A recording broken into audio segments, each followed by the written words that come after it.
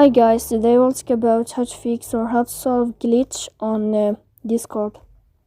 To know how to fix or how to solve glitch on Discord app, you should just go to settings.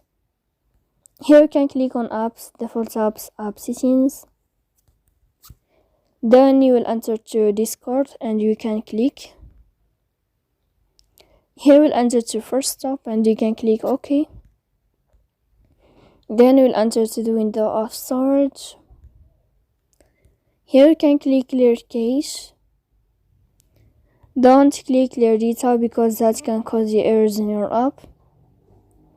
In the end, you can turn off your Wi-Fi and you can wait a moment to turn on your Wi-Fi again to fix that problem. So please don't forget to support us by like and subscribe. See you next time in another video and thank you for your attention.